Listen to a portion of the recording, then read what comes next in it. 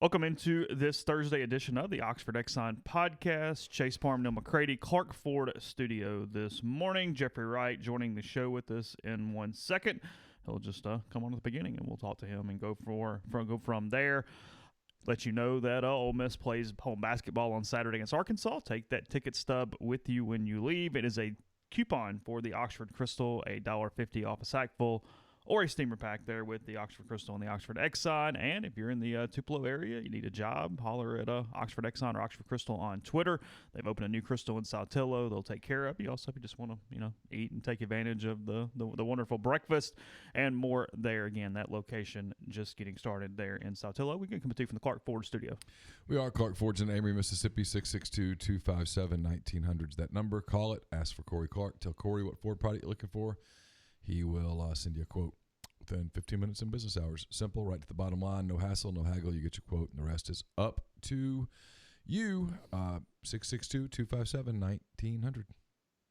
Jeffrey, good morning. You didn't even say hello this morning. Well, actually, you said hello, then went straight into one of your beefs. Yeah, I said good morning. You did. And then I said, and Neal, I would like you to know that I'm conscientiously objecting to Neal's picks from now on because you've hijacked it. You absolutely have. What went from a friendly competition of picking the SEC games and then this massive sigh of relief after the SEC championship game was over so that I no longer had to write those to I now wake up like every Monday or Tuesday with my email, with the games, with the lines. And I don't know if you tried to bet the NFL this year. It wasn't easy. And I quit betting the NFL about week 7 or 8. And then all of a sudden, Neal needs to make up some ground. I'm all winning. Of a sudden, we start to, I know, in week 7, you need to make up some ground. And then all of a sudden, we start to see these NFL games creep in. And it started out as a nice little joke. It's how these things work. It starts off as a joke, and to get Chase to get a loss, you started putting the Saints in because the Saints were like a freaking auto cover with freaking Teddy Bridgewater. You started putting them in every single week. Then, you threw in Bears games, and all you had to do is bet against the Bears. And then, all of a sudden now, we're a freaking NFL picks column.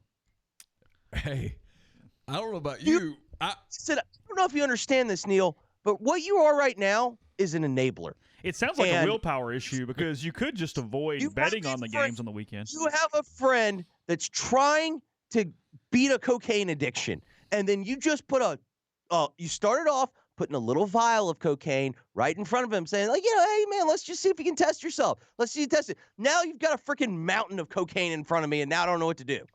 You calling him Pablo Escobar at this point? Ironically, if I would only bet and actually bet real money on nothing but NFL games, I'd have cash in pocket right now. I've done well on the NFL, and I have no idea why. I don't either. I guess coin flips. I don't know. I spend my Sundays. This year, I watched more NFL than normal just because it's kind of on while I'm doing 10 Thoughts on Sundays, and it's just on in the background. And the Bears were bad, and I realized that quickly. And so I just kind of watched different teams, and I don't know. Maybe I have some sort of a innate pulse for the stupid thing. I don't know. Right. You do watch more NFL than you do college football because you have your Sundays. Basically all you do on Sunday is your 10 Thoughts, and then you keep the NFL on in the background. Yeah. You don't watch more NFL than I do. No, I don't. No. I don't. So that's not possible. Right. So what you did was you zeroed in on a team that at one time was playing very good before getting massively injured in the Saints, and then a team that cannot move the football because they literally decided to pick Mitch Trubisky, which I don't even like when people are like, there's revisionist history. He was the number one quarterback. Everyone at the time that move was made, everyone goes, this is stupid. I talked to Ryan Brown about this yesterday. It'll be a beer garden that'll be up probably today. We were talking about quarterbacks. We were talking about quarterbacks and Tua and what should Miami do? What should Detroit do? And it reminded me of the story. I've referenced it a couple of times. I read it in the Chicago Tribune here in the last week or so. It was really well done. It was a deep, deep, deep dive into the Bears' thinking during the months leading up to the draft where they did not take Deshaun Watson, where they did not take Patrick Mahomes, where they did take Mitch Trubisky, and it was fascinating. It was really incredibly well written, well reported, and it shows you the tendency, and it's and as they pointed out, the Bears taking Trubisky are not the first team, nor will they be the last team to overthink the draft and make a colossal error. It happens all the time. Does DK fall into the same thing? Because I know it's Ole Miss fans' favorite thing to do every time DK catches a deep ball to. But yes, the answer is yes. Did teams overthink it, or was he drafted right where he should have been? Because the truth is, right now, DK is still a specialist. Now, he went to the perfect place. He went to a place where I think right now Russell Wilson is the best deep ball thrower in the entire NFL. And it is shown. But we're still not watching like the same concerns that people had about DK, which is he a complete wide receiver? I don't think those have been alleviated yet. No, that's more than fair. He sometimes, it's that whole deal of, the unanswered prayers, right? He wanted to go in the first round, and he probably could have gone in the first round. But there are certainly teams that had they taken him, it would not be nearly as good of a fit as the as what the fit that he has. Yeah, as the fit that he has in Seattle, where it's an absolutely perfect fit culturally. When I say culturally, I mean inside that team, the way Pete Carroll kind of runs things. Russell Wilson, there are other receivers there that he could learn from. There's just a lot that was you probably couldn't have. It's much like Terrence Davis and the Raptors. We'll talk about that a little bit later, probably not with you on the show, but whatever. People talk about with so much with TD and the success that he's having is based on the fact that he could not, and you're an NBA guy, so you'll know what I'm about to say, he could not have handpicked a better coach than Nick Nurse for his rookie season. Literally, I don't know that there's a human being on earth who would be a better fit than Nick Nurse coming off of an NBA title with no pressure. Yeah. There's no pressure in Toronto. They won the championship. Kawhi left. It fits for Terrence to come in and play. And he gave a quote yesterday because I believe in the kid, and I've had to kind of get on him, but then I put my arm around him the next day, and psychologically it's a perfect fit. And I think it's that way with DK and Pete Carroll. I think Pete Carroll's the perfect coach for a person of DK Metcalf's makeup, which is, before anybody thinks I'm insulting him, he's bright, he cares, he's sensitive. There's a lot there. You can't just coach DK Metcalf by screaming at him, and you can't just coach him by just loving on him. You got to push him, but you got to be. It's complicated, and it's a perfect fit. But yeah, in terms of production and what he did, there's no doubt that the NFL whiffed on both A.J. Brown and DK Metcalf. Look at A.J.'s numbers; those are the numbers of a first-round pick. And that's the thing. I would make the argument they overthought AJ more than they overthought DK, because AJ has shown thus far, to me, has shown a more complete game at the receiver position. But I also think that there's starting to be, I think for a while, I think there's maybe an overcorrection. I think people are starting in the NFL to treat the receiver position more similarly than they were treating the run, or more similar to what they treated the running back position 10 years ago, where it felt like after Trent Richardson went in the first round, everyone's like, okay, we're done doing this. And then the Cowboys did it with Zeke, and then it worked out for Zeke. And then it's like, okay, well, we're back to doing this and over drafting receivers. But to me, it does seem like that or they're overdrafting running backs. Now it seems like they're overdrafting receivers. And then now they're saying we're not going to take these guys as high as we used to. And I think that's a mistake, because look around the league at how impactful receivers are. I think it depends. I think if you have complete receivers, I agree. But, I mean, I'm at the point now where, does anyone really think that Odell Beckham Jr. makes their team a better offense?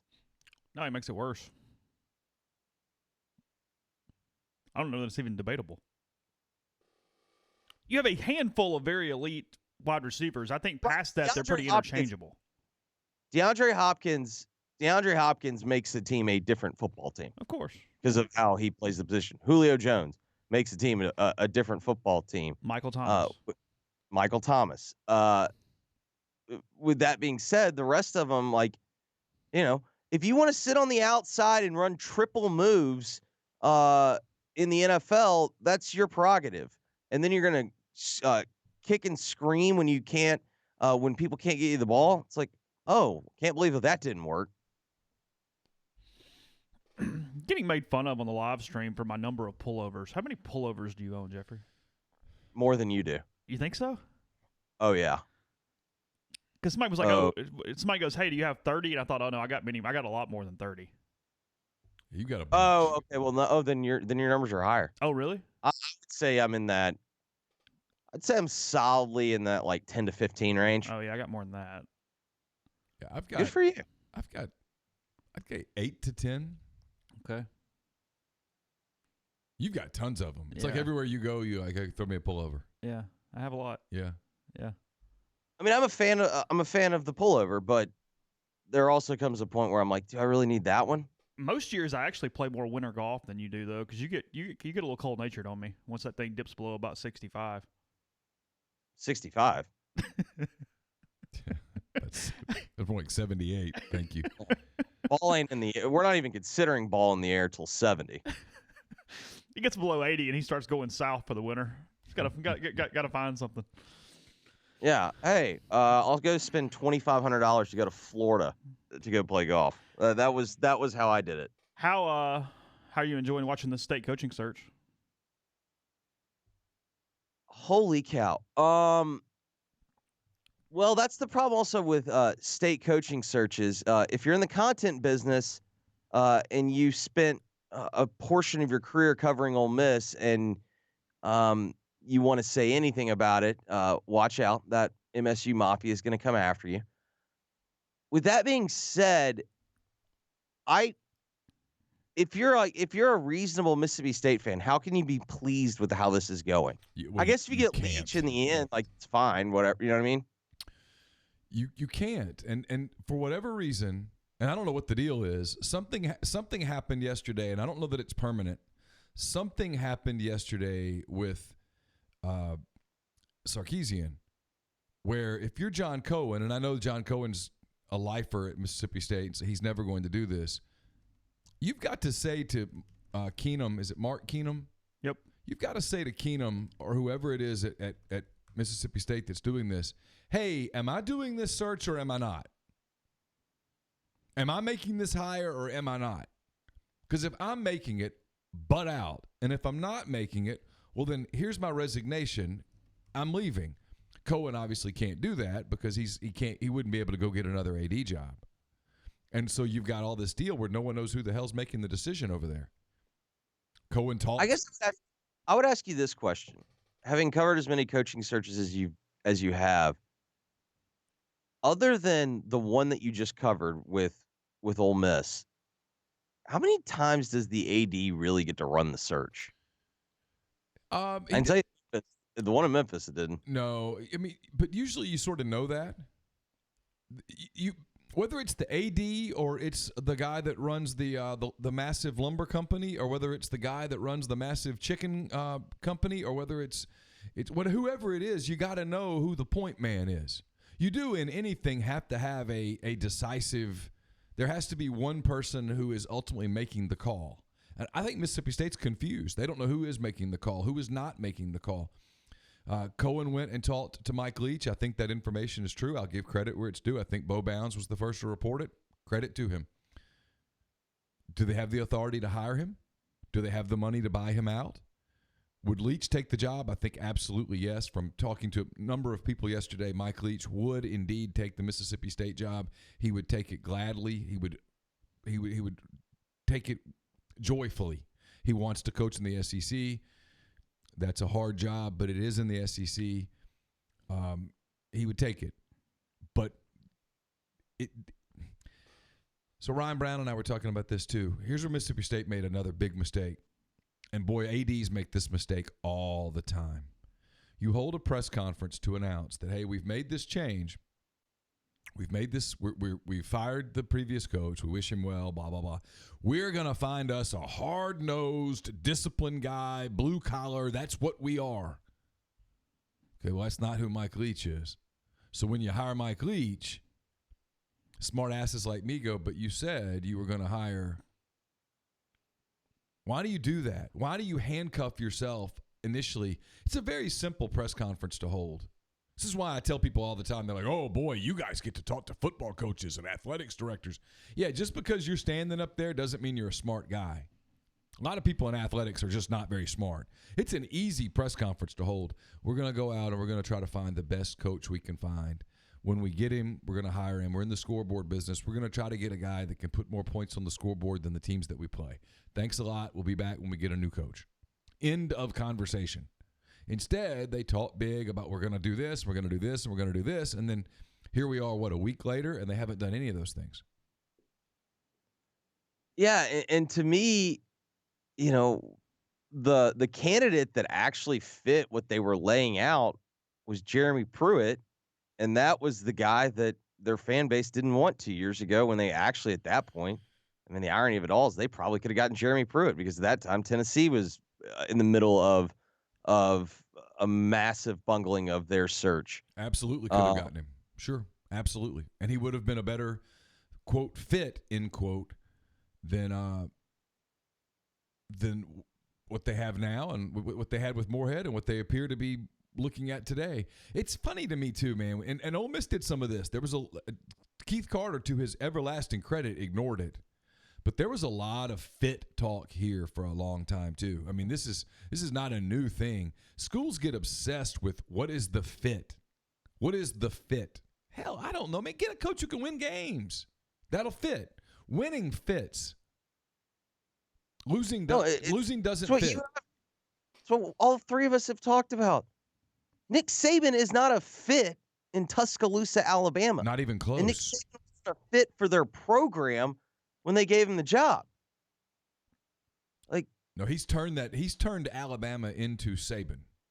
And to their Urban Meyer fit at Florida? No, he was much more of a quote fit in the Midwest than he was at Florida. I mean, well, the very best example was Dan Mullen a fit at Mississippi State? No, he's just a really good football coach. That obsession with fit, we got to get somebody who fits our values. Okay, Steve Sarkisian was once an alcoholic, which means he's always an alcoholic. He appears to have gotten his personal life in order over the last 3 years, which is a good thing. We should all cheer for everyone to get their personal lives in order. But because of that, sure. Well, he's still the Atlanta Falcons. We just don't feel good about the fact that he used to drink and what? See, I don't think it's that. I think it's the perception of, and listen, Sarkisian might have been the best option. I don't know. I personally disagree. But I think what it boiled down to is, are we really going to do what Ole Miss did, but honestly probably go get the lesser of the name? I'm always try to give people the benefit, believe it or not, as cynical as I am, I do try to give people the benefit of the doubt for as long as I can. And for the longest time, I tried to give State the benefit of the doubt that this was not entirely a Lane Kiffin reaction. I'm running out of doubt. Oh, you're building that in the more it goes. The more I look at it, the more I think, yeah, it's exactly what they've done. I agree with you, because when they first made the decision to move on from Moorhead, I was like, you know what? This doesn't feel, because they wanted to do it before Kiffin was even a part of the equation. Yeah. And then they reversed course. I don't know if maybe it's necessarily mutually exclusive. Something can start out as one thing and then develop into another. Oh, I think that's a very good point. I do think that, I don't think it, I know it, that they intended to fire him going into the Egg Bowl. I think what's interesting is I think the state people thought they were losing the Egg Bowl. Yes, they did. They were emotionally prepared to lose the Egg Bowl and to move on the next day. Hey, I had a lot of Mississippi State friends that wanted them to lose the Egg Bowl.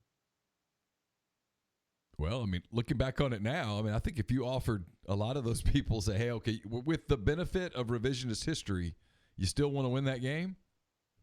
They're like, no, we're good. Most of my Mississippi State friends go, okay, they played it out with me. Like, all right, let's say we win the Egg Bowl, whatever. Great. Woohoo. We'll do all the media campaign. That means we will have beaten a 4-8 team that has gone under Matt Luke 6-6, 5-7, 4-8. What that becomes the standard of what is a success? I tell you what's interesting in the SEC West is that you look around and State very publicly saying that, I mean, and, you know, to their credit, they fired a coach who won 2 straight Egg Bowls. For the longest time, it was, hey, as long as you beat Ole Miss, you're good there. Well, he beat Ole Miss. In my lifetime, no coach has been fired after winning the Egg Bowl. Chase gave a stat about it yesterday. Yeah, it was Dylan's stat about how every State coach since 1937 basically was fired after an Egg Bowl loss. None of them had lost their job after a win. So they've set an expectation at what appears to be 8-9 wins a year. That's very clearly what Ole Miss's expectation is. It's I think we know what LSU and Alabama and Auburn and Texas A&M's expectation is. Hey, I can do the math on this. Not everybody can do that. It's those teams play each other every year, and the way the rules work, someone's got to lose. It's why State's having a hard time filling this search. It's because all of a sudden you tell them, hey, we're firing a guy that won the Egg Bowl twice in a row and went 7-5 and 6-6, and suddenly he's got to go 8 or 9 wins, and everybody goes, hey, whoa, now. Well, and the rumor is, thanks. The rumor is Billy Napier's response has essentially been, you want me to think about it? Let's get it $5.5, $6 million a year. Give me throw some money at me where I have no choice but to think about it. And that was always my point. When everyone was asking, you know, like, why are people saying no? And I just go, well, whether or not, you know, I understand it. In the end, what hurt Joe Moorhead the most, if you're considered to be an offensive guy and an offensive mind and the offensive guru and all the things that he was sold as, your offense has to look good. Yeah. It never looked good. And you can say it was his fault, and I put plenty of blame. You know, trying to turn Nick Fitzgerald into Trace McSorley was a massive error in judgment. I guess you could say this year, the Kansas State game, but who did they lose to? I guess Kansas State and then Tennessee. Other than that, like, you know, and then he's dealing with suspensions. Yeah, but I've never been the guy that puts stock into. I don't think the Louisville loss hurt as much as Schrader getting the absolute crap beaten out of him did. Oh, I agree with that. Yeah, there's no doubt about that. I also think that he knew. There was a reason. You go back to Dan Mullen's final game, the Nick Fitzgerald broken leg game that ended up getting Matt Luke the Ole Miss job. Dan Mullen at the end of that game was not a disappointed coach. He walked around, he took it in one last time. He knew that program, because of some of the things that had happened in recruiting, because of some of the stuff that was going on with the NCAA, he knew that the gig was up. He knew he was out. I think he thought he was going to Tennessee, maybe to Florida, but he knew he was gone. And he beat the band out of there. He knew the gig was up. And in many ways, Moorhead has sort of had to come in and pay the bill that Mullen left behind. I mean, to me, Moorhead feels like, and I know State fans or whatever, everyone can laugh. Joe Moorhead to me feels like a better football coach version of Ron Zook. I mean, he's going to get the offensive coordinator gig at Oregon, working for Cristobal. He's highly thought of as an offensive mind in the coaching business. What kind of a head coach he is, I don't know. That's a hard place. I mean, look around. Dan Mullen won there. Who else has won there? That's it. Cheryl had a blip. Finished exactly 500. Yeah, and Cheryl's year was mostly with JUCOs, and that's hard to do in today's SEC. It's just hard to do. Mullen did it. I'm of the opinion, I've said that this year before, I think Mullen would win anywhere. Jeffrey, Well, I mean, I've been saying that since like I don't know, probably 2010. No, yeah, you have. Well, You've said it since as long as I've known you that he's the most underrated coach in the league, and he is. Who you got on this afternoon? This afternoon, today's Thursday, I'm doing 2 shows because the University of Memphis plays a huge game apparently at Wichita State. Ooh, God, can't wait for that. Let's see. This afternoon is Thursday. Mark is on the road, so he'll join. Then Jason joins, and then today same thing on Calkins' show. We'll be doing NFL. Jeff's on the road. Just getting everyone getting the table set for tonight's massive matchup between the University of Memphis and Wichita State. I know you got to go, and I'm not going to keep you, but I'll tell you this. I feel for you having to build a show around college basketball. And the reason I say that is last night, Carson and I watched most of the Raptors game, and then I watched a good bit of LSU-Arkansas. LSU-Arkansas came down to the final shot. Arkansas took a 3, got fouled. Refs didn't call it. LSU wins. But the game was virtually unwatchable. Whoa. LSU in the state of Louisiana got a call? Yep. That never happens. No, it doesn't happen. But the point is the game, because of the officiating and because of just kind of how sloppy it is, but the way that the game is called at the college level compared to the way that the game is called at the NBA level, and then, of course, the skill difference, makes when you watch one and then watch the other, which your people in Memphis can do, a Grizzlies game is far more viscerally pleasing than a Tigers game. Yet, because the Tigers are the passionate thing, you've got to talk about Tigers all the time and not – and I know you talk a good bit of NBA, but the far more compelling, interesting story in your market is this Grizzlies team that is putting together this really fun core that they're going to build on, and they're going to get better to the point where they're already debating, hey, should we try to get better now? And it's what's I will say this. The Tides, I've always had a pretty good sense for this. The Tides are turning. Well, with Memphis, this was a completely different situation before Wiseman left, because they went on a run without Wiseman, and then the thought is, okay, once we get him back, and you looked at the landscape of college basketball, there was the thought that this team could be special. Wiseman leaves, and they lose to Georgia at home. Now, I always thought the caveat, DJ Jeffries didn't play. Right. So that matters. And now you're starting to see this Ja Morant thing isn't a fluke. And now Jaren Jackson Jr. has added a part to his game in shooting the 3 ball that makes his ceiling completely different. I mean, he now goes from being, he now has a very, very high ceiling if he's going to be this type of player. Yep. And now all of a sudden, you look at the landscape of the West, it's an aging West, and you can start to think about the next decade for the Grizzlies. And it's not insane to think that this is a team that could matter in the West for the next decade. Starting next year. Exactly. And Memphis has that spot right now where they're not a bad team.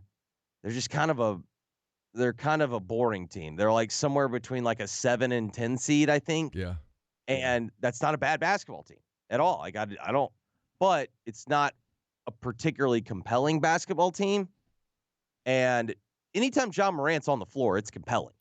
No, it's sitting here waiting to see them. I mean, they're going to get in the tournament, and then you wait and see if they can upset a 2 on that Saturday or Sunday. You know what I mean? Like, it's just right. It's a holding pattern. It's possible because I think we're maybe overreacting of, is college basketball good this year? Because Duke is very good. They just happen to fall asleep and lose to Stephen F. Austin at home. But if you look at them if you look at the totality of their resume other than that, they have one loss. They're top 5 in offense and defensive efficiency. Like, they have the makings of a national title team. Yeah. Now, after that, I don't really know who I would put in that category, but there was a real opportunity for Memphis if they got Wiseman to. There was a real chance, and so now, like I said, they can get to the second weekend, but it does mean I think that they're going to have to wear the dark jerseys in Game 2 to get to the second weekend. Yeah, I think I'll buy that as well. Have a good day, bud. We'll talk to you soon. All right. It was Jeffrey Wright. Tom Mars back in the news, Mr. McCready. Saw that. See that? Saw that. He and I have had people helping people. He and I have had some interaction on email where I'm aware. And where we left it is me telling him, hey, you probably should call me about this, because what you're saying that I supposedly heard, I didn't.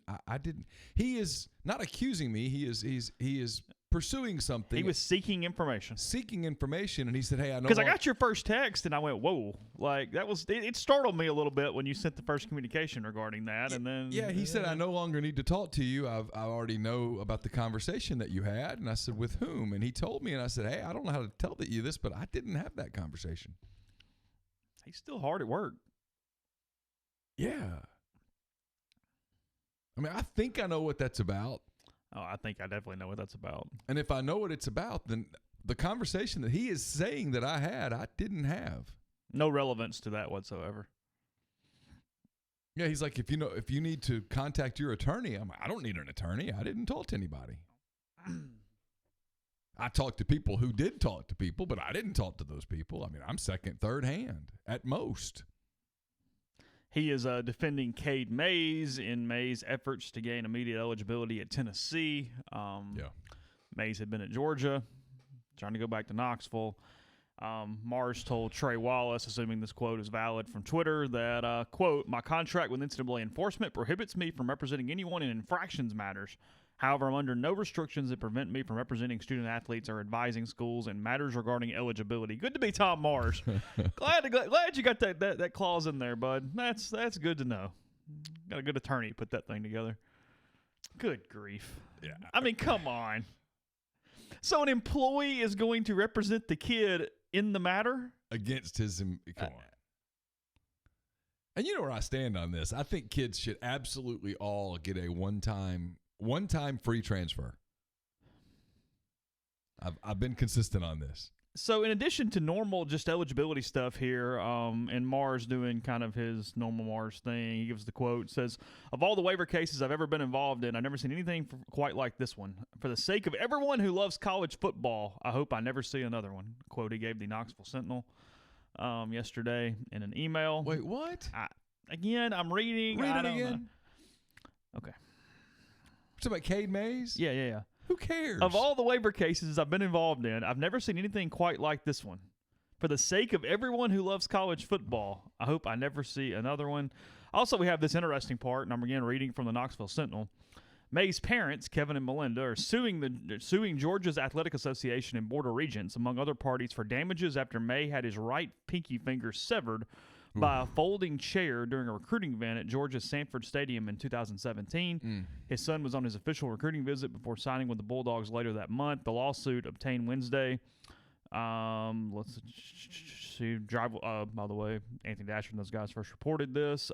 Quote, the Mays family has never said a word to anyone about Kevin Mays' lawsuit. Mars told the news. The timing of the news stories about Mays' lawsuit makes clear that Georgia leaked the story to sports writers today after Cade delivered a letter to Kirby Smart late on Tuesday explaining the reasons why he's leaving the program. In fact, one sports writer I spoke with earlier today confirmed that's how he found out about the lawsuit. I suppose I shouldn't be surprised that George is continuing to take the low road on the lawsuit, but in my opinion, directing sports writers to Mr. May's lawsuit set a new record low for Georgia athletics. Hold on. I can think of some lowers. Yeah.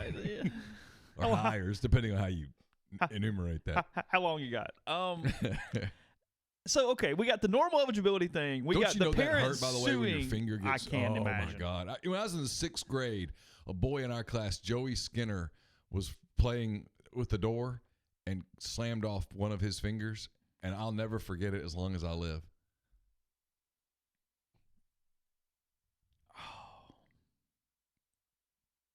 finger just laid there on the ground. It was awful. You get squeamish in movies and stuff when they show like digits being removed Yes, and of stuff like course. that. I don't want to watch that stuff. Dude, just give me The Office on a loop. I'm good.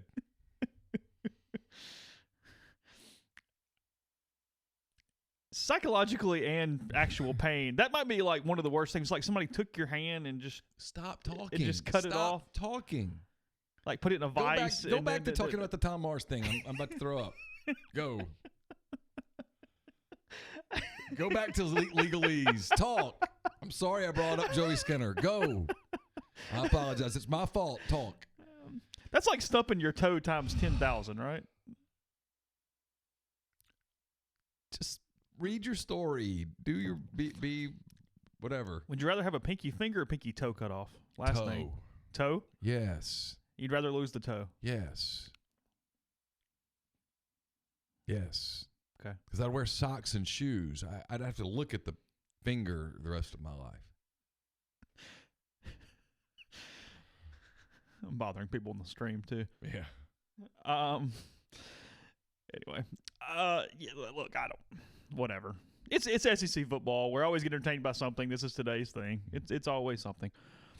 What does Mars do for the NCAA? Again, reading from the Sentinel. Said he's under contract with enforcement as an independent enforcement advocate on standby without compensation. Whoa, hold on. What? What?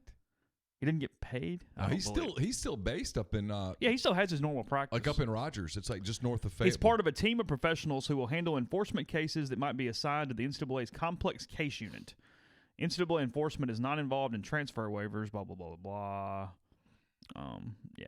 Come on, he gets something. He's not doing it out of the kindness of his freaking heart. Really cares about student athletes, though, so I don't know. I mean, he was basically an uncle to Shea Patterson, I think, throughout that whole process. Yeah. Saw how that worked out. Where's Shea going in the draft? 7th, 8th?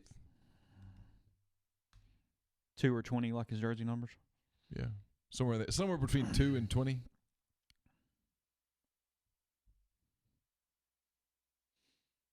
So you think you're done with Tom? You think y'all are finished your conversation? I don't know. The last correspondence I sent to him was, I said, I believe the info. I said, I'm not one to question people's sources, but I believe you have a bad one. What he said that I did, the conversation that he said I was a party to, I wasn't.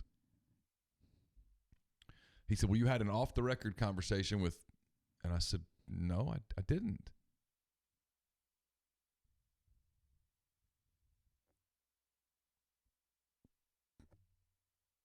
I didn't. Certainly never about that topic. And I know I'm sorry, but I can't. But he never responded to that. So I guess at some point I'm going to get deposed or something. And if it ever goes that far, and I can't imagine that it will. It's the weakest lawsuit ever. Yeah, I didn't really see much to that one. But if I get a lot of sour grapes, felt like in that one. Did you have that conversation? No, I did not. You realize you're under oath? Yeah, sure. I didn't have that conversation. So and so did not tell you? Nope. You might get deposed. Did you hear that? Yes, I did.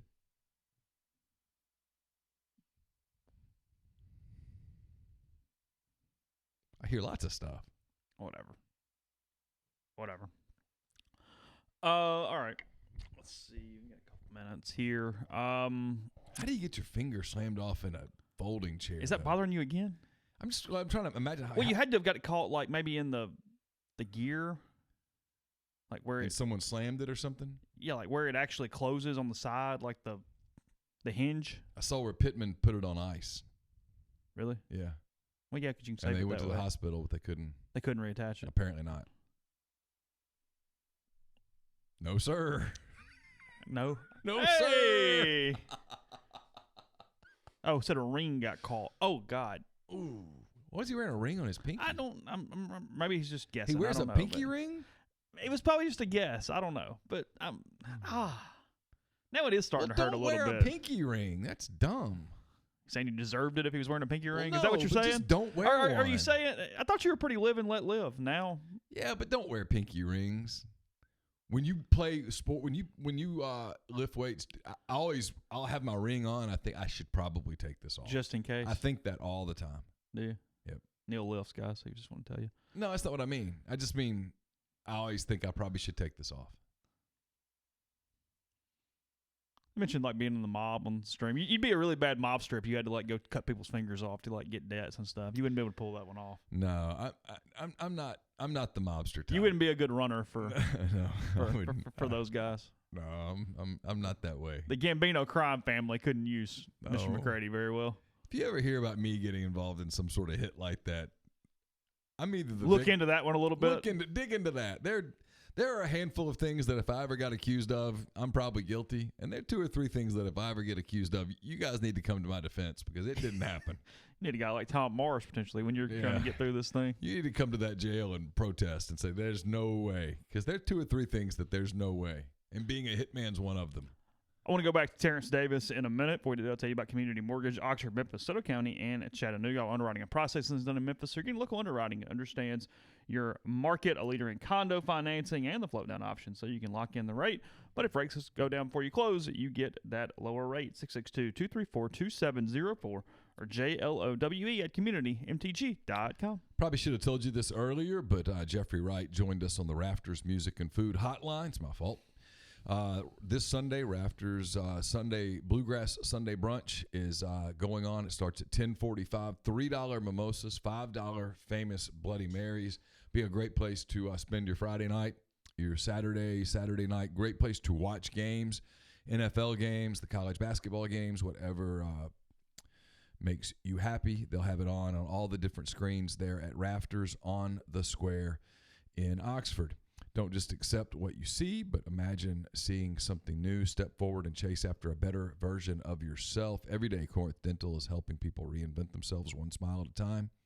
Dr. Bubba McQueen and Dr. Jenny Beth Hendrick are devoted to restoring and enhancing the natural beauty of your smile using conservative, state-of-the-art procedures, including Invisalign. These clear aligners are the virtually invisible way to improve your smile. Call Corinth Dental today for a no-cost digital scan of your teeth. Let them show you the way to a straighter, healthier smile. 12-month, no interest, no down payment financing available at corinthdental.com. Dead Soxy wants you to know they created socks that make an impact. Dead Soxy is teamed up with Vogel Alcove to help young children in the Dallas area overcome the lasting and traumatic effects of homelessness. These incredible socks were created by the very kids this program is serving with 3 one-of-a-kind designs. Each sock, tells its own story. Visit deadsoxy.com. Click on the yellow banner at the top of the page to visit the collab page. 50% of all proceeds have been pledged to help break the cycle of child homelessness. Extend the season of perpetual giving and support this incredible collaboration.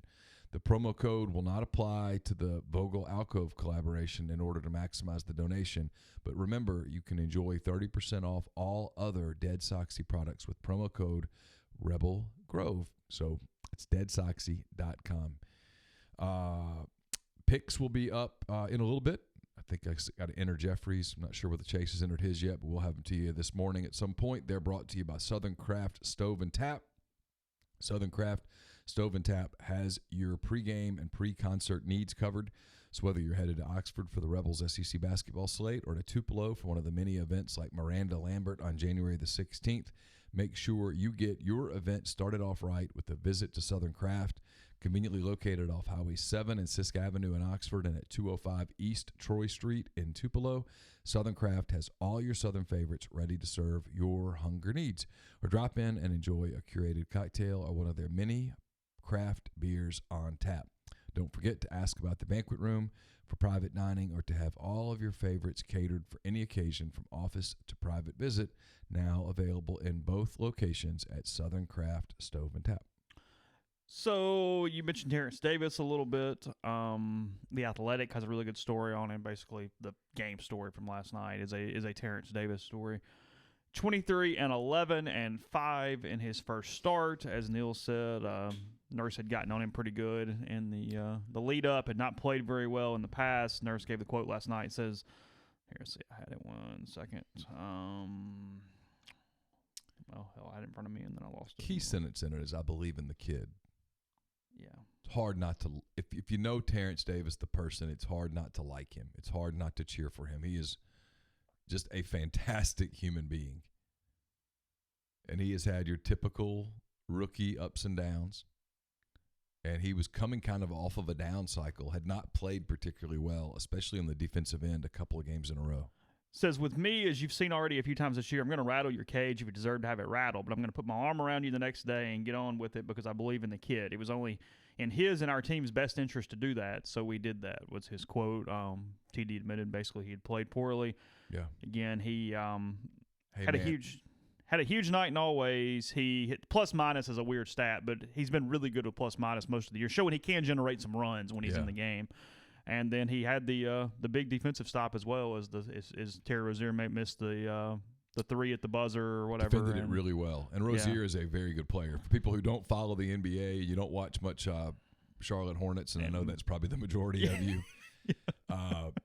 Terry Rozier's a really good player. Yeah, shot a three in a 112-110 Raptors victory. So in obviously, overtime. it was a great game. It was also the Raptors are very shorthanded right now. They didn't need another overtime on a back-to-back. They needed it to end right there. Yeah. There was a lot there. So Carson got up this morning. He goes, "That Raptors game was fun." I was like, "It was. It was great." Rozier got a little hot and bothered after that. Kind of came at him a little bit. Well, TD talked. And Rozier looked back at him like, "Wait, is that the rookie?" Yeah. There is a little bit of a hierarchy around there, isn't there? No doubt. Well, there was one play near the end of regulation, and because the Raptors won, TD had the ball. And he started to attack, and it was like something clicked in his head. Whoa, whoa, whoa. Final possession. Yeah. This is not my turn yet. And he passed it off to Lowry, who ended up making a bucket. Mm-hmm. And Kyle Lowry had that look on his face, kind of like, you damn well better get the ball to me. And there is a hierarchy in that league, which is one of the things that makes that league really fun to watch, is that you watch people develop bigger roles as they go. I know people hate it. I get it, and I'm not going to say it, but it's a great league. It's a great league. It's fun. If you like basketball, and I do, it is such a fun league because the storylines are always kind of dramatic. It's kind of like The Bachelor on a court. Small roster sizes, personalities, egos, the whole deal. You get a little of everything. But no doubt about TD had not played well defensively. And this here's the thing about an NBA season is it's 82 games, man. It is so different than a college season. He's never done anything close to that. You play a game at 7 o'clock the night before. You finish it. You get out of the locker room about 10:30. And you're wired. You just played a high-level NBA game, right? And you go and, I'm sure that you're young and you're single and there are opportunities and you want to grab a bite to eat and maybe you want to have a glass of wine or whatever and you get back to a hotel at 1 a.m. and you damn well better get your rest because you've got shoot around the next day. You've got practice the next day at 10:30 in the morning because you got to get ready for the next game. On to the next 82 times. And that is, and if you don't, in the NBA, if you don't play with intensity on the defensive end, you will absolutely get embarrassed. And he's guarding 2s and 3s in the NBA. So in a league full of elite athletes, he's guarding the most elite athletes out there. Mm-hmm. And he had been taken to school a couple of times here in the last couple of weeks. And they needed him to play well last night. He did. He is a fantastic kid. He is a great human being. He cares. He's got a big heart. He's on the perfect team with guys like Lowry and Fred VanVleet and Serge Ibaka and those guys. It's been neat to see. And like I told you earlier in the show, I think Nick Nurse is the perfect coach for him. It's a couple different things. It's a long season. It's also the time of year where, hey, this rookie's playing a lot now. We can scout him. We can scheme him. We know how to stop him now. Sure.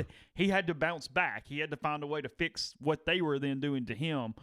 Yeah, and I mean Nurse's quote on Tuesday night, just one night ago, or one night before this, he was asked why Davis didn't get more than 8 minutes of run. Nurse was stink. Said it was probably 5 too many. Was the quote he gave about him the night before. Yeah. So. Play well, we say good things. Play poorly, and you that sit bell on the bench. rings 82 times, and you have to earn the benefit of the doubt. Not everybody gets to be LeBron. Not everybody gets to be James Harden. Mm-hmm. Ding, ding. Answer it. Again and again and again. Yeah. And again and again. And it's going to ring again. I don't know when they play next. I think they. And at some point, okay. But he's proving that he can play in this league. He's proving he can defend in this league. He can score in this league. He made 2 giant threes, I think in overtime. Back to back, yeah. Big shots. Because Charlotte played pretty well last night.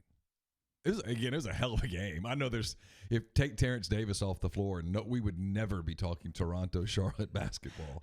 It was a fantastic basketball game. No, we wouldn't. Oh, gosh. So Leif asked about tonight. How's Carson going to feel? I don't know. It's funny. What's tonight? Tonight, Russell Westbrook returns to Oklahoma City. Okay. Carson's kind of in on the Thunder. He's back in on the Thunder. Leif, by the way, thanks for the shirt that you sent to him. He wears it about 3 times a week. Got a Shea Gilgeous-Alexander City Edition shirt. He wore his Westbrook Thunder shirt last night to soccer practice. I don't know whether that was accidental or whether that was just part of the rotation. We'll see. Be a fun night. Be a cool night in Oklahoma City. I suspect that the Thunder fans will receive Russell Westbrook quite warmly. Yeah, why wouldn't you at this point? Yeah, he's a huge part of their. I mean, yeah, that's.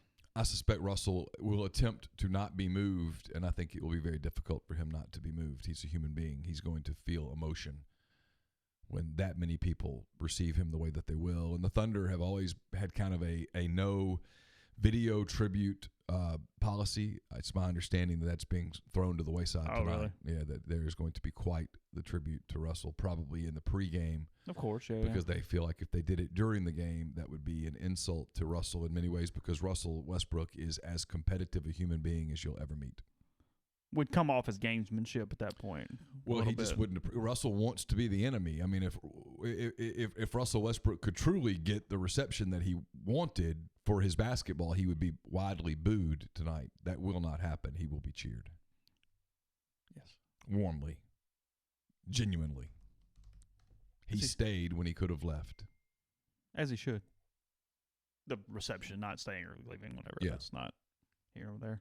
The Thunder are a decent team. 35 games in. I think they're 20-15. So it'll be a fun. On top of it, it will be a really fun game to watch, I anticipate. Once the state thing is resolved, is that kind of it for the head? I mean, I know it's probably the head coaching stuff around the league or the country or whatever, but assistant-wise, still just waiting. We know nothing more than we did yesterday. There's no news. I'm not sitting on anything. No. I mean, I'm almost embarrassed that I know as little as I know about it, but that's what I was telling you yesterday. I mean, there's been a few grapevine things just kind of about the team in general and whatever, but coach-wise, I don't know. Nobody seems to know. No? I mean, I'm not sure he knows. He's not in a hurry.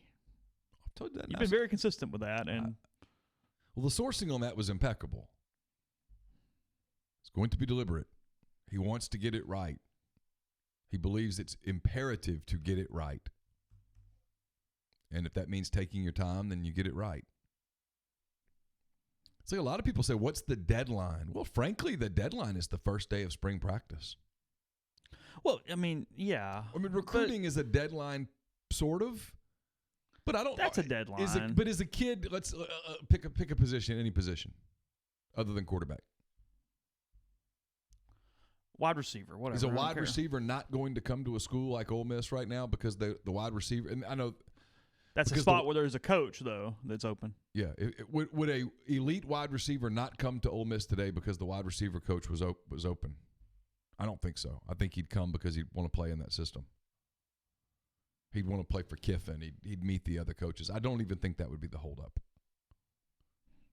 Now, would I recommend completing the staff? Yes, because I'm tired of getting the question. But when do you really have to have the staff in place? Frankly, the first day of spring.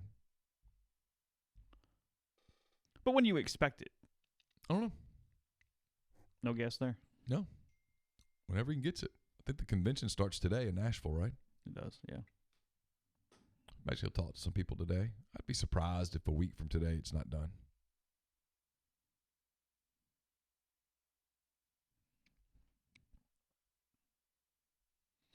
Fair enough. I was trying to pull up some NFL stuff. I thought it was interesting. I hadn't got it.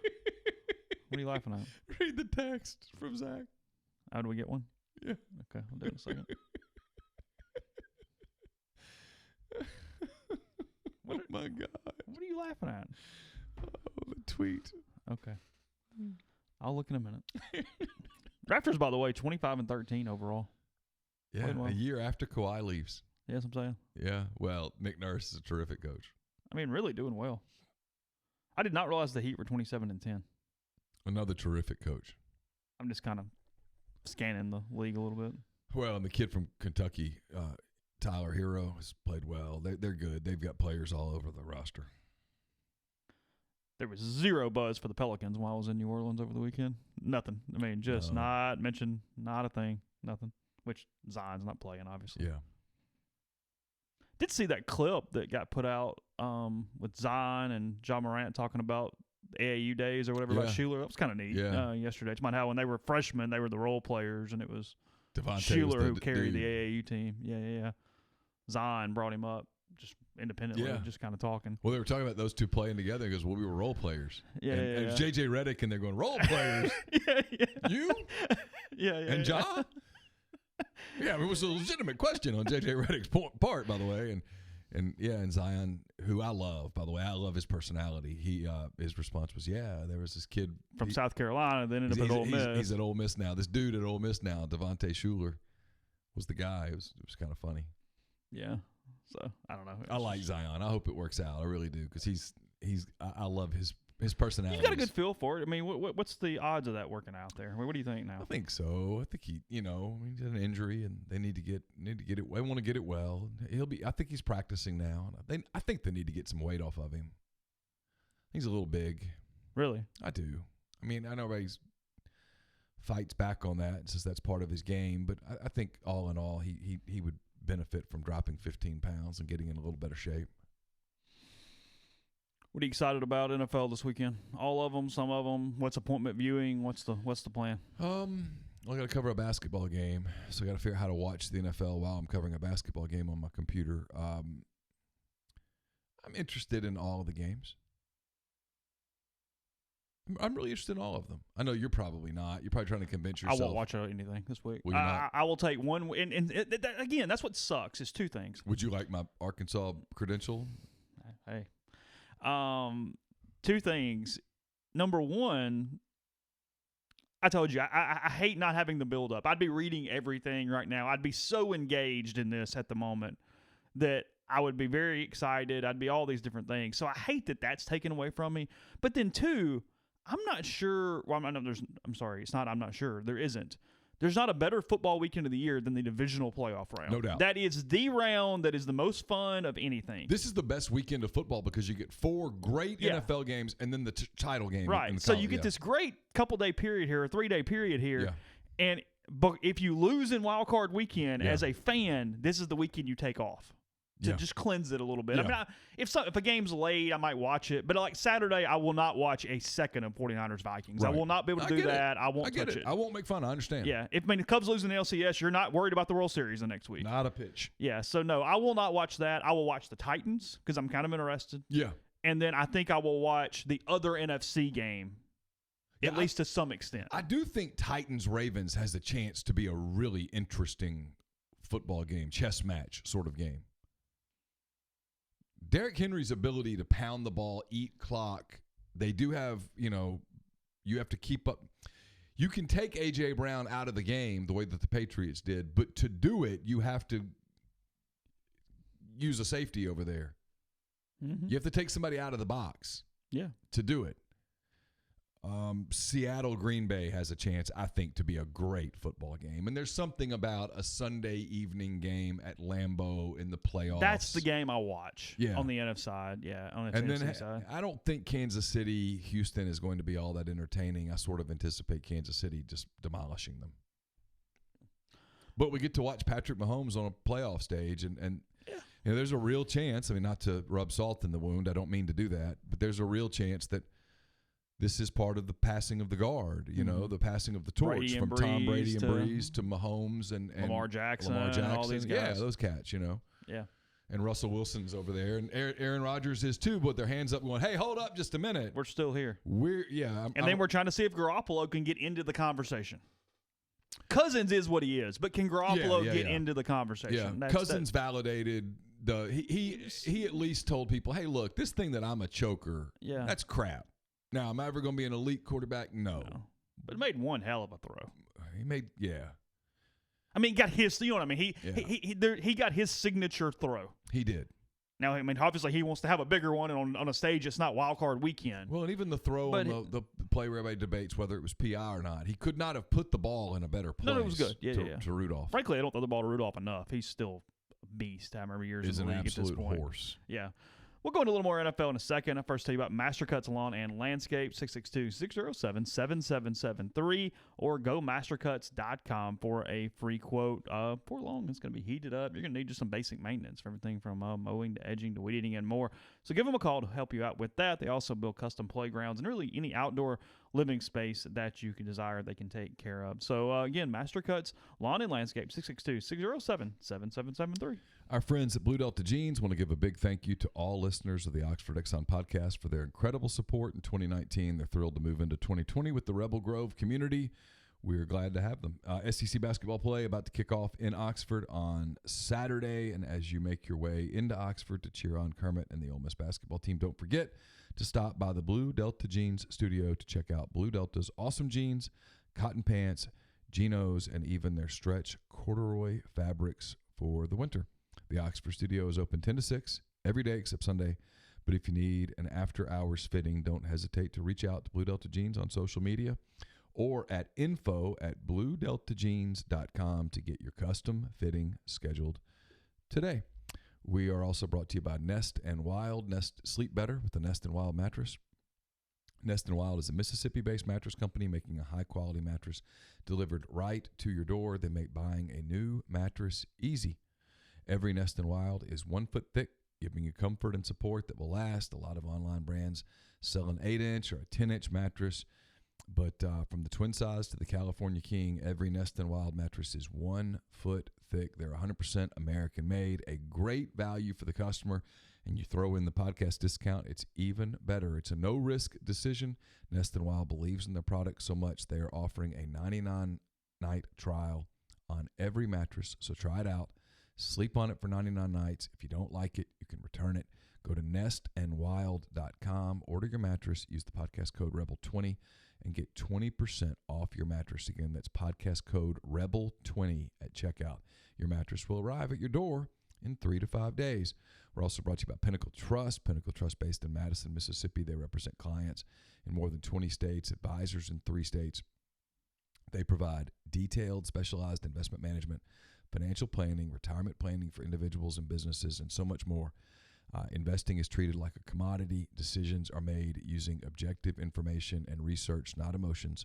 So regardless of your level of wealth, Pinnacle Trust will sit down with you. They'll listen to your goals, study your expenses, put forth a comprehensive, detailed financial and retirement plan built just for you. It's pintrust.com, PINNtrust.com. Mention you heard about Pinnacle Trust on the podcast. You'll get 10% off your first year's fee.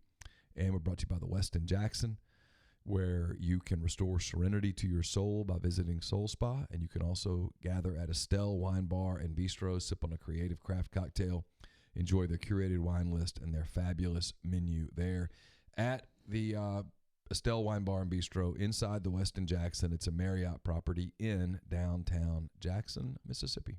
So looking at this ESPN story where they talked to NFL executives anonymously about 2020, and you mentioned the changing of the guard, the quarterback. The number one topic they say is NFL executives predict the Saints will go all in on Taysom Hill in 2020 as the starting quarterback. Well, says, let's see, wouldn't come as a total shock to see Sean Payton move forward with Taysom as the quarterback, one NFC exec said. Sean's always been intrigued by athletic quarterbacks and how to utilize them. Taysom is that talented of a guy. So here's the question. Says, okay. last thing here, just from a money standpoint. It says, is that enough to replace one of the game's best ever in Breeze, who just came off a career best 116.3 passer rating? Perhaps not, but Breeze is coming off a 2-year, $50 million contract, and despite remarkable consistency the past few years, has looked a step slow in the loss to Minnesota.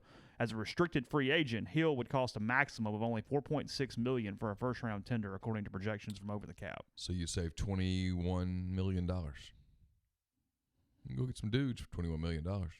Find another guy for him to throw to. Should find more than one dude. Yeah. So here's my question.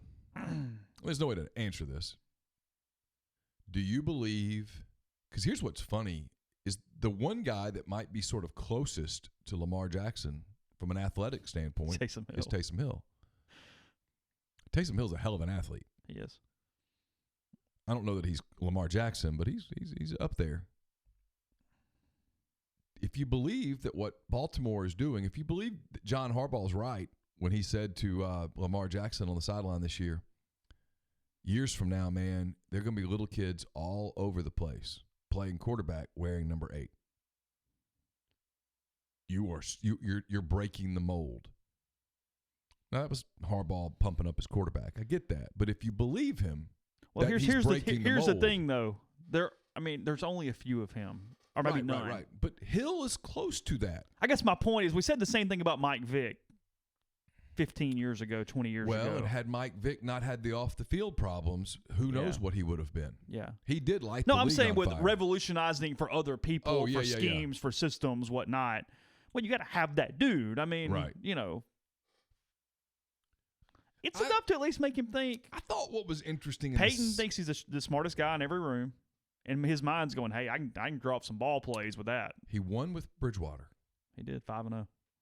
Won with Bridgewater. Yeah. These playoff fall-offs are not – you can't ignore them. Once, okay, twice. Drew has not played well in any of the 3 losses in the playoffs. It's 3 times. Yeah. Drew turns 40. Or is 40. He is 40. He'll play his entire next season at 41. Yeah, I'm moving on. I'm consistent with this. I'm moving on. If I'm New England, I'm moving on. I say all the right things. I retire the jersey. When it's over, I bring them back, and we have one hell of a party. Says, asking several execs and coaches elicits the response. Let's see. Can't imagine Tom Brady leaving the Patriots. Quote, says one exec, he'll stay with the Patriots with a better supporting cast on offense. Said they would try to get him help and let him have another season in New England is the predictions from the executives. Yeah, well, they're clearly not listening One to me. AFC scout said he actually went the other way. He said it feels like both sides want to change. We'll see. I know what I would do. NFL executives think the Redskins will make the playoffs next year, partly because of a weak NFC East. Well, someone's got to win that division. Yeah. Won't be the Giants. The front 7 has talent. It's going to be so much better, and coaching will make a big difference there with Rivera. Also, the front 7 may be adding Chase Young with a number 2 overall pick. Isn't that who you take? Yeah. Bengals go Burrow. Redskins go Young. And then who's third? It's Giants third, maybe? No, third. Detroit third, Giants fourth, Miami's 5th. 5, I know. Detroit at 3 is fascinating. What do? Do you move on from Matthew Stafford? Or are you so financially locked into Matthew Stafford that you can't do something there? If you're Detroit, do you take Tua? Because the Giants won't. I still don't think Tua falls below 5. I just got a weird feeling about the Dolphins there at 5. Well, I was getting ready to say set on him, and it just is what it is. That's where I was going. The Giants won't take quarterback at 4, even though they probably should. And then at 5, because Boyd Jones feels like Trubisky, doesn't he? He does. It just feels like the same dude. They should start him. 2 guys who have to really be. I mean, it's one of the things with Eli doesn't get enough credit for. You're throwing outdoors in Chicago and New York. Yeah, you better have some damn arm strength. I mean, there's a lot going on there from that standpoint. But if you're Miami at 5 and 2 is there, there's no pressure on Miami to win the AFC East next year. If 2 is there, Tannehill played well enough this year to be the quarterback again, right? Wasn't it Tannehill? No, he's in Tennessee now. Remember? That's right. Who's the quarterback? It's sorry, live stream help me. Miami Dolphins quarterback this year. This is killing me. I know, it's just driving me nuts.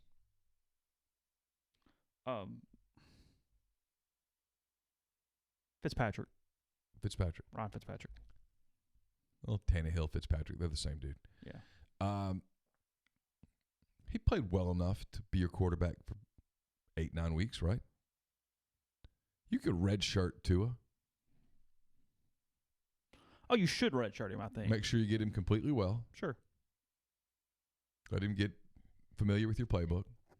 And then if he's ready in week 10, week 11, here you go. Executives expect Phillip Rivers to sign with the Indianapolis Colts. Really? That's what it says. One exec says he's not mobile and his arm strength looked questionable at times, but he's still a year removed from an MVP-type season, and the Colts have a window. Indianapolis has $93 million in 2020 cap space. Ooh. What else those execs say? This is pretty interesting. You like this? Yeah.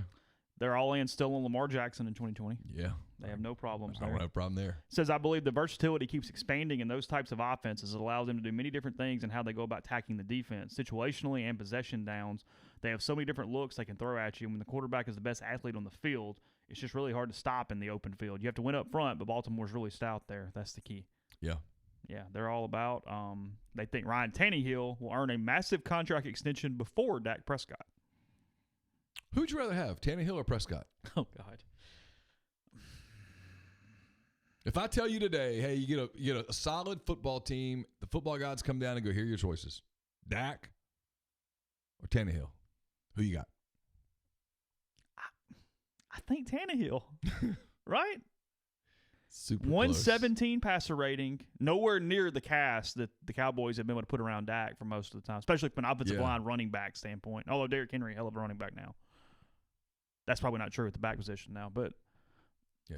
Do I get to keep Derrick and AJ? There's a couple of dogs right there now. I love me some Derrick Henry. I mean, I'm kind of in on the Titans a little bit. Derrick Henry. You have gotten a little giddy, because you used to gripe about them so much. They'd be on in our network, in our region or whatever, and you're going, I've got the dang Titans. With Mariota, they didn't do anything. He does give him a shot. So I wouldn't be surprised to see Tannehill and Tennessee come to an agreement before free agency. They have a good thing going, and the money shouldn't be outrageous. They can work something out. Maybe something in that 3-year range with well over $20 million annually. It's doubtful he would take much less. It's good work if you can get it. Marcus Mariota will sign with the Bears. I can see that. You see that? They think Jameis Winston will go back to the Bucs, but with competition. Bust. He does a lot of good things. Just does a lot of really bad things, too. Bad things like 30 times. Literally. His ball security is just awful. In a league where you can't turn it over like that, he turns it over. He's not a rookie anymore. Come on. Here's the problem with that Peyton thing, is I just don't see them telling Breeze no. It's a business. I get that. I'm just telling you. I think New Orleans, of all places, would be much more susceptible to that sentimentality season. I'm not saying it's right, and it will be frustrating as all whatever. I'm not arguing with you. I'm just sitting here telling you the business sense in me says it's time. He broke the records. Is it interesting a little bit that it's all Taysom, not Teddy? He did go 5-0. Not saying it should be. Just saying, you're completely looking over the second-string quarterback for the third-string quarterback. I wonder what Teddy wants to do. He wants to be an NFL starting quarterback. Oh, I know that. In New Orleans? Well, if he was given that option, he would take it. Yeah. If the Dolphins don't take Tua, I think Teddy ends up in Miami. What else they got? That it? That was it, yeah. That's a lot. Yeah, that's a lot. So, just a little bit there. There's a lot of, we don't have time to go into it now. Ken Rosenthal came out today with a Major League Baseball notebook that was just fascinating. Filled with stuff. If you like MLB, you need to go find it on The Athletic and read it. It was a lot of stuff about Mookie Betts, Chris Bryant, Francisco Lindor. If you're a Cardinals fan, he floated I've read this twice now. He floated the idea of Nolan Arenado to the Cardinals. Ooh. Now, the Cardinals absorbing that contract would be fascinating. There's an expectation in baseball circles that once the Chris Bryant grievance thing is settled, which could come as early as today, is what I'm hearing, and once Josh Donaldson signs with anybody, whether it's Atlanta or whether it's Minnesota or whatever it is, that once those two things happen, that the floodgates open on some trading. Probably take your questions tomorrow. Check rebelgrove.com for lots of topics, a lot of conversations, and whatever else we bring to you throughout the day and in tomorrow as well. So back with another Friday podcast. Hope you have a great day, and we'll talk to you then.